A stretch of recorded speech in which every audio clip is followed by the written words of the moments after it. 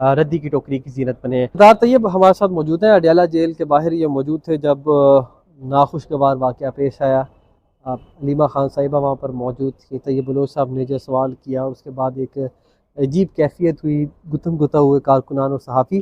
Exactly کیا ماجرا تھا وہ آپ تک معاملہ پہنچ ہی گیا ہے۔ اب بیرسٹر گوہر نے معافی بھی مانگ لی طیب صاحب سے۔ اس کے اگلے روز جب ڈیجیٹل میڈیا کے نمائندگان وہاں پر پہنچے ہیں، مین اسٹریم میڈیا کے لوگوں نے وہاں بائیک آؤٹ کیا، تو ان کے ساتھ بہت ابتر سلوک کیا پولیس نے، تشدد کیا۔ ہمارے دوست عثمان چودھری ہیں، مختار ہیں، دیگر ہیں، ان کے موبائل چھینے، مائک چھینے۔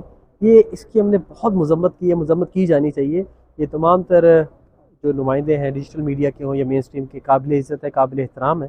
تو جتنی آواز مین اسٹریم کے نمائندوں کے لیے اٹھتی ہے اتنی ہی سوشل میڈیا والوں کے لیے اٹھنی چاہیے، اور سردار طیب نے بھرپور طریقے سے آواز اٹھائی، اور یہ فیڈرل ایگزیکٹو کونسل کے ممبر ہیں، اور پی ایف یو جی کی طرف سے انہوں نے بھرپور آواز اٹھائی، رانا عظیم صاحب نے بھی، اور پریس ریلیز بھی جاری کی۔ تو اس متعلق بریفلی ذرا بتا دیں۔ بہت شکریہ علیہ صاحب آپ کا۔ دیکھیں جی، سب سے پہلے تو ہم ایک صحافی ہیں، ہم کولیگز ہیں، چاہے مین اسٹریم ہو یا الیکٹرانک میڈیا، تمام لڑکے یا تمام جو کولیگز ہیں ہمارے بھائیوں کی طرح ہیں، اور ہم ان میں اٹھتے بیٹھتے ہیں۔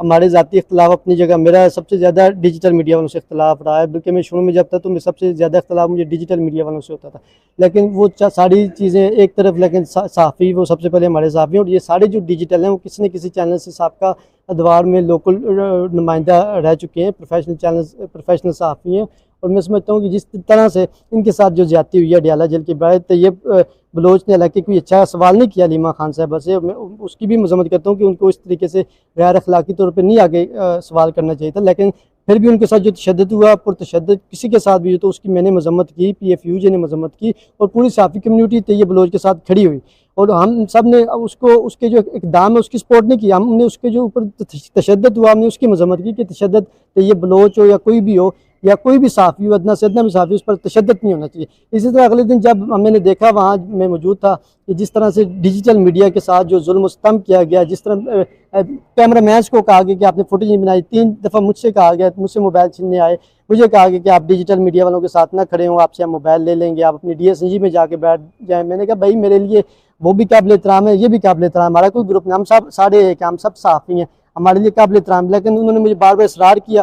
بہرحال میرے سامنے جس طرح عثمان چودھری کو انہوں نے چپیڑے ماری، پھر اس کو جس طریقے سے گھسیٹا گیا، پھر جس طریقے سے اس کو وین میں بٹھانے کی کوشش کی گئی، لیکن پھر وین پہ تو نہیں بٹھایا، لیکن پھر اس سے موبائل فون بغیر کسی نہ کوئی فوٹیج بنا رہا ہے نہ کچھ، وہاں اپنے موجود ہیں، بس انہوں نے دیکھا جی یہ ڈیجیٹل کے ان اس سے موبائل چھینے گیا، تو بڑا افسوس ہوا، کیونکہ میں اپنی جو جتنا میرے طاقت تھی میں نے اپنی طاقت استعمال کرتے ہوئے اپنی فیڈرل ایگزیکٹو کونسل سے جو ہے وہ میں نے اپروو کرایا، اور Pakistan federal union of journalist کے جو پریزیڈنٹ رانا محمد عظیم صاحب، انہوں نے اپنے ٹی وی چینل پہ اپنے پروگرام میں اس چیز کی مذمت کی، اور انہوں نے اینکر سے بھی کہا کہ آپ لوگ بھی خاموش ہیں۔ سردار طیب نے بہت اچھا کردار ادا کیا ہے، اور ڈیجیٹل میڈیا کے نمائندے وہ انسان ہیں سب سے پہلے، اور انسانیت کے ناطے اگر کسی کے ساتھ بھی اس طرح کا سلوک ہوتا ہے ہم اس کی مذمت کرتے ہیں۔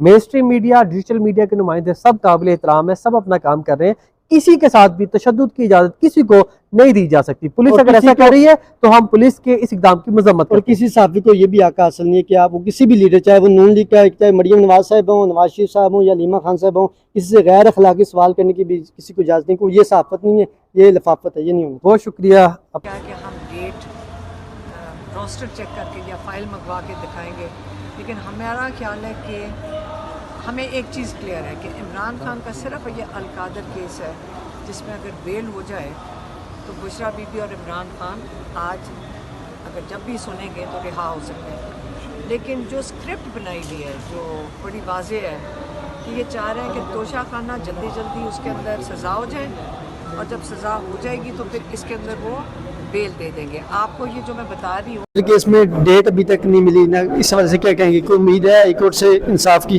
بسم اللہ الرحمن الرحیم، اللہم صلی علی محمد و علی محمد۔ امید تو صرف اللہ سے ہے، کیونکہ 26ویں آئینی ترمیم کے بعد جو ہماری عدالتوں کے ساتھ کر دیا گیا ہے، لیکن بہرحال ہم نے اتمام حجت تو کرنی ہے، اور اتمام حجت کے لیے آئے ہیں۔ افسوس کی بات ہے کہ ابھی تک خان صاحب کو ڈیٹ نہیں مل سکی نیکسٹ ہیئرنگ کی، اور ہمارے وکیل محترم جو سلمان صفدر صاحب ہیں انہوں نے تو یہاں تک کہہ دیا کہ آپ اگر نیکسٹ ویک کی ہمیں ڈیٹ نہیں دیتے تو شاید پھر میں 1 سال آپ سے ڈیٹ نہ مانگوں۔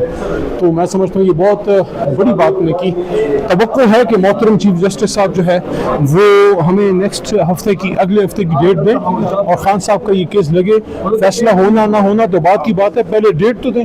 یعنی کہ یہ تو انصاف کا ایک بنیادی مطالبہ ہے کہ ایک شخص کو سنا تو جائے, اس کو ڈیٹ تو دی جائے. اس طرف سے سر کیا کہیں گے کہ کیا وجہ ہے کہ پولیٹیکل وکٹمائزیشن کے حوالے سے بھی جو ہے 2023 کے بعد ابھی جا کے آج سماعت ہوئی ہے, تو اس پر کیا کہیں گے؟ جو انتقامی کارروائیوں کا جو کیس تھا اس کو کیسے دیکھتے ہیں خان صاحب کے درخواست پہ جو صبح سماعت ہوئی ہے؟ دیکھیں, میرا ایک کنسیڈرڈ اوپینین ہے اس پہ, اور وہ یہ ہے کہ یہ سارے کے سارے پولیٹیکل کیسز ہیں. ہمیں تو روز آتے ہیں اپنے کیسز کی ہیئرنگ کے لیے. ان کا حل پولیٹیکل ہے. پولیٹیکل اس طرح سے ہے کہ 150 پونے 200-300 کیسز خان صاحب پہ اور ہمارے ساتھیوں پہ ڈالے گئے ہیں, تو سیاسی کیسز ہیں. سر اڈیالہ حکومت کو ان کیسز کو, جو غلط کیسز ہیں, جو پولیٹیکل کیسز ہیں, دیکھیں یہ تو کوئی طریقہ نہیں ہے. ایک شخص پہ 100-150 کیسز بنا دو اور پھر اس کو کہو کہ جا کے عدالتوں میں اپنے آپ کو کلیئر کرو. ضرورت اس امر کی ہے کہ ان کیسز کو ختم کیا جائے. سر آپ کو یہ کیس ختم ہوتے ہوئے نظر آ رہے ہیں کہ کب تک ختم ہو جائیں گے یہ کیس؟ فی الحال تو مجھے ایسا کچھ نہیں لگ رہا جب تک کوئی فروٹفل بات نہیں ہوتی. دیکھیں, حکومت ہمیشہ مذاکرات کی جو ہے وہ بات کر رہی ہے, لیکن ایسی بات کا کیا فائدہ جس کے ساتھ آپ کا عمل اس کو سپورٹ نہ کرتا ہو. اگر حکومت ان مذاکرات میں سنجیدہ ہے تو پھر وہ عمران خان صاحب تک ہمیں رسائی دیتا کہ ہم لیڈر کو جو ہے اپنی بات کر سکیں. قومی اسمبلی کی اسٹینڈنگ کمیٹیوں سے آپ لوگوں نے استعفے دیے, عمران خان صاحب نے آپ لوگوں کو اپریشیٹ بھی کیا اور خراج تحسین بھی پیش کیا. اب انہوں نے کہا ہے کہ سینٹ کی کمیٹیوں سے استعفے دینے. کل اس کا آرڈر آیا ہے, جو خان صاحب کا آرڈر ہوگا وہ انشاءاللہ پورا ہوگا. سر آپ لوگ استعفے دیں گے؟ اگر اسمبلیوں سے استعفے دینے کی طرف معاملہ گیا تو اس ٹائم بھی دیں گے؟ فی الحال تو اس کی اسٹیج نہیں آئی, لیکن اگر خان صاحب نے حکم دیا تو وہ بھی ہوگا انشاءاللہ. اڈیالہ جیل کے باہر ڈیجیٹل میڈیا والوں کے صحافیوں سے موبائل وغیرہ چھینے کے سوائے ہماری تنظیم کے علاوہ چند ایک تنظیموں کے علاوہ کوئی آواز کسی نے نہیں اٹھائی. ڈیجیٹل میڈیا والوں کی موبائل سناچ کیے گئے, لوگوں کو دفن مارے گئے. تو کیا فرق دیکھتے ہیں کہ ابھی علیمہ خان صاحب نے بائیکاٹ بھی کیا ہوا مین اسٹریم جو اڈیالہ جیل میں کور کرتے, اس پر کیا کہیں؟ دیکھیں, ہم تو تحریک انصاف کو کسی بھی صورت میں میڈیا پہ تشدد وغیرہ کے کسی صورت میں ان چیزوں کے حق میں نہیں ہے.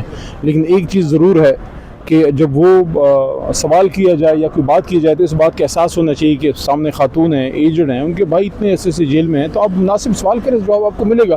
لیکن اگر آپ ایجنڈا بیس سوال کریں گے تو اس پہ پھر کارکنان کا ریئیکشن آتا ہے. میں کسی صورت بھی تشدد کے حق میں نہیں ہوں, لیکن بہرحال سوال کرتے ہوئے بھی جو اخلاقیات کے بنیادی وہ ایک تقاضے ہوتے ہیں آپ ان کو پورے کریں. آپ یہ تاثر نہ ہو کہ آپ کسی کو جو ہے کوئی ایجنڈا بیس سوال کر رہے ہیں یا کسی کو تنگ کرنے کے لیے کریں. سوال آپ جتنے کریں بے شمار کریں.